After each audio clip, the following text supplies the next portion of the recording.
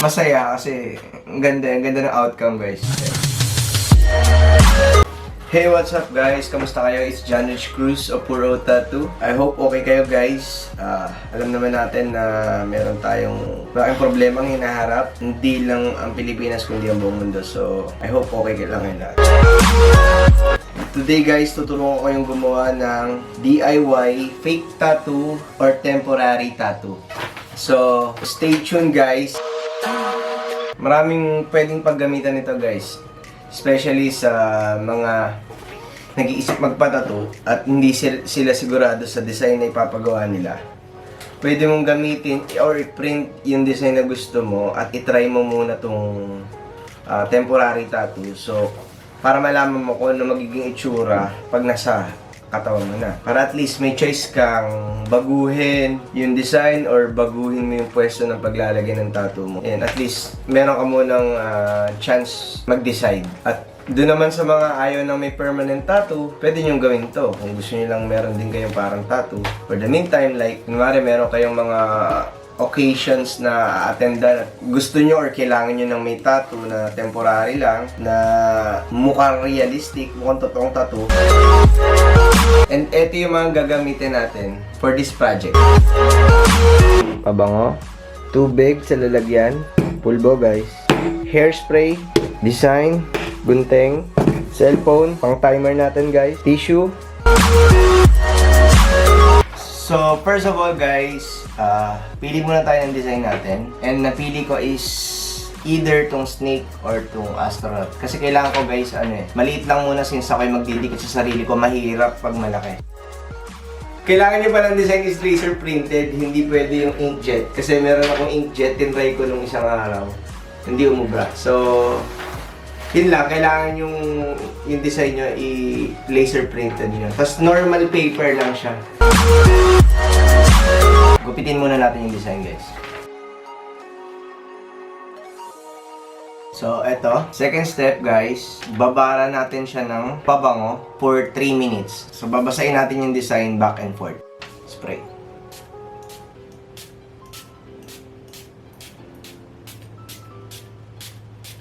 Kailangan babad na babad talaga.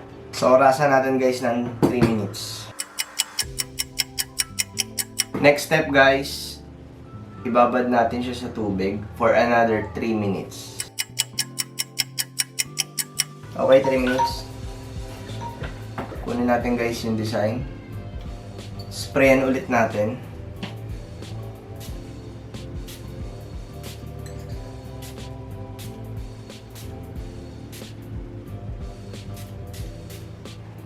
Sprayan din natin guys yung part na paglalagay natin.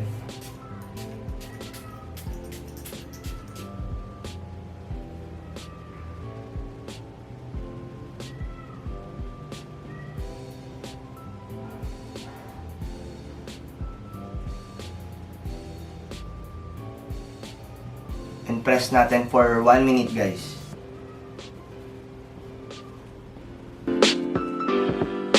Sprayan pa natin guys. Just to make sure na kapit na kapit. So press ulit natin.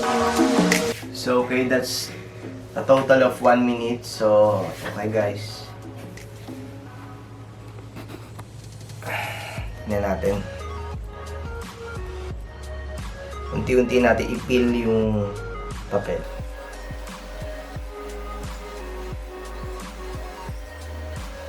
See guys, wala na rito yung pinrint natin. Eto na. So, linisin na lang natin.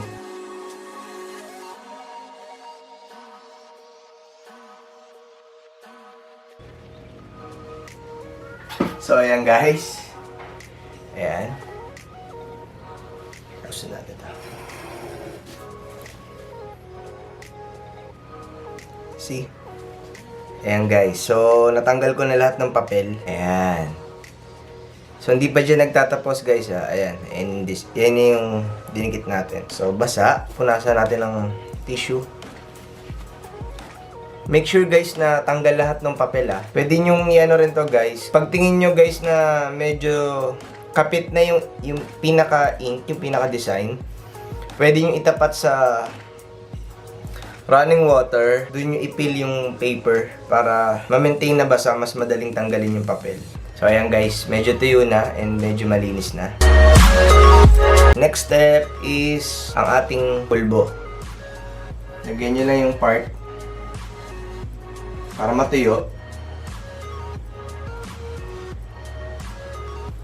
And then, marahan yung ikalat.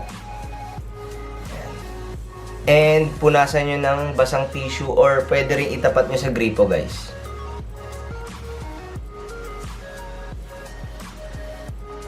So makikita nyo guys, di ba, kahit pinupunasan na natin siya, ayan, durable na siya. And for the final part guys, ang ating hairspray. Ang hairspray guys, ang purpose niya is to lock. Parang siya magsisil nung tattoo natin para magtagal siya for ilang days. So, depende kung gaano kadalas nyo siya babasain or i-scrubin. So, dun magdidepende kung gaano katagal siya mag-stay sa skin mo. So, apply natin to guys.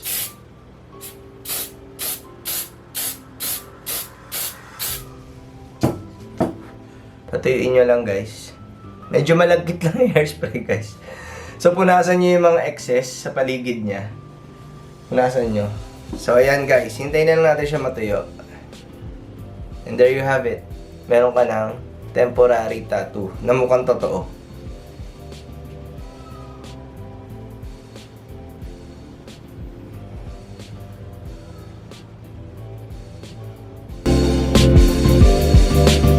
Ako yung feeling ko ang weird kasi wala naman akong tattoo sa arms eh. So, ang weird. Pero, masaya kasi ang ganda ng outcome guys. Kitang-kita niya na maitim na itim siya. Kitang-kita mo yung detail. So, ayun guys, no, sana nakatulong tong video na to sa inyo. And I hope na enjoy nyo. And sana nabigyan ko nga kayo ng idea kung ano yung mga purposes na pwede nating gawin dito sa fake tattoo na to, sa temporary tattoo na to. Tignan ko guys kung marami akong maloloko. Post ko to sa FB.